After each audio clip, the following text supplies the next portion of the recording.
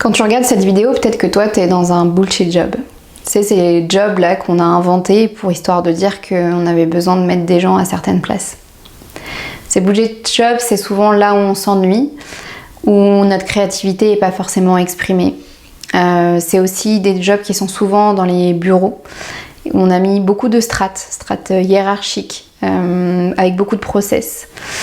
Ces trucs-là qui prennent du temps et qui en fait n'ont pas vraiment d'impact dans l'entreprise, dans le monde, ou sur les personnes pour qui on fait ça, ou pourquoi on fait ça.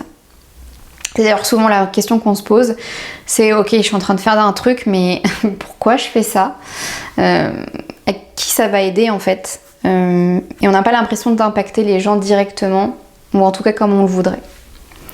Si tu as l'impression d'être concerné, si tu as entre 25 et 38 ans, je t'invite aussi à regarder la description où tu vas pouvoir télécharger un livret qui va te permettre de comprendre où est-ce que tu en es dans cette crise de sens, si tu es vraiment déjà concerné et quelles sont les clés de compréhension et de solution par rapport à ça.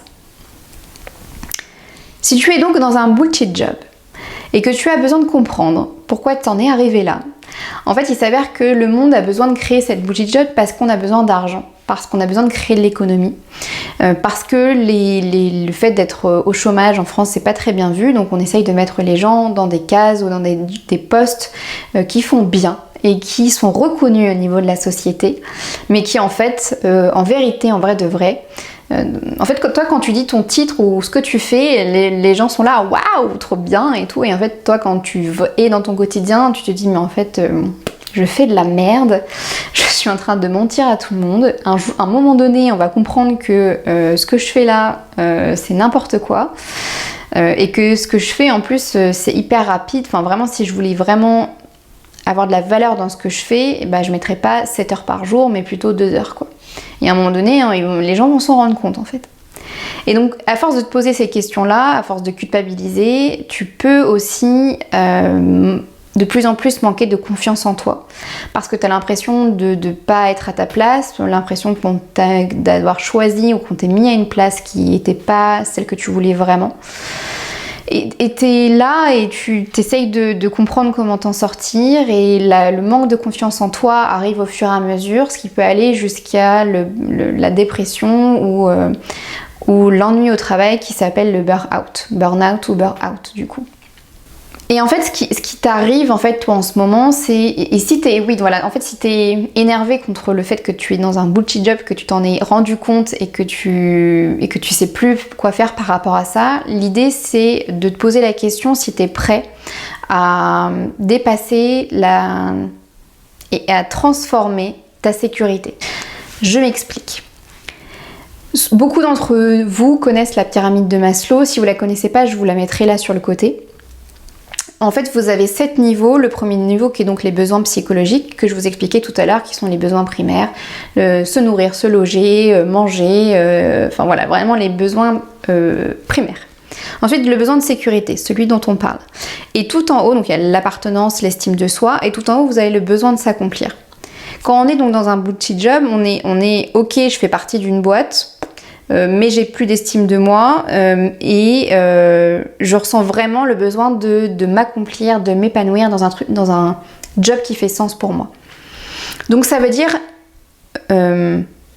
revenir, donc comme ta sécurité va être mise à mal, va être transformée, changée à ce moment-là, ça veut dire de se demander si on est prêt à soit anticiper cette sécurité, ou alors la manifester dans notre quotidien autrement.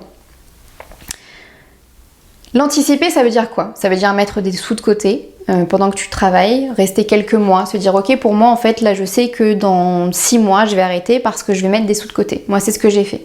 J'ai continué pendant 6 mois et j'ai mis des sous de côté pour me dire ok, j'aurai au moins un coussin de sécurité, un coussin d'argent qui me permettra en fait d'être ok avec ma sécurité. Donc c'est soit l'anticiper de cette manière-là, ou alors trouver des moyens extérieurs qui peuvent t'aider à anticiper cet argent, cette sécurité. C'est le Pôle emploi, tu sais que tu vas avoir le Pôle emploi, c'est des aides de ta famille, c'est une aide de la région, enfin voilà,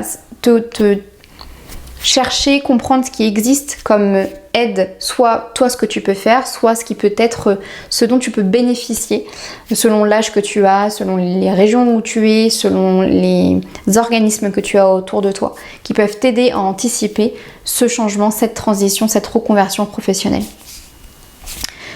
Et si tu as vraiment, enfin si vraiment tu t'en vas de ton job et que ta sécurité est mise à mal, c'est de comprendre en fait sur le moment comment tu peux manifester autrement cette stabilité, cette sécurité, autrement du coup que par l'argent.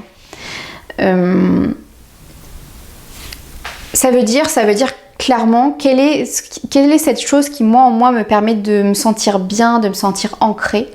Il y en a, tu vois, ça va être je me sens ancrée quand je médite, ou je me sens ancrée quand je fais du sport, je me sens présent, je me sens là quand je vais faire de la couture, je me sens bien, je me sens présent, quand je caresse mon chat, je me sens bien, je me sens présent, quand je danse, je me sens dans moi, quand je fais du vélo, voilà, quand je me balade, voilà, et de trouver cette activité qui te permet, dès que tu sens que je me pose des questions sur ma sécurité, etc., qui te permet de te restabiliser. L'idée en fait dans cette vidéo, c'est de comprendre que oui, quand tu vas faire cette transition, il peut y avoir une réduction d'argent, mais qu'il existe des solutions, qu'elles soient donc directes, des solutions financières, et il existe aussi des solutions qui permettent de manifester ta sécurité autrement, de te sentir en sécurité à l'intérieur de toi autrement.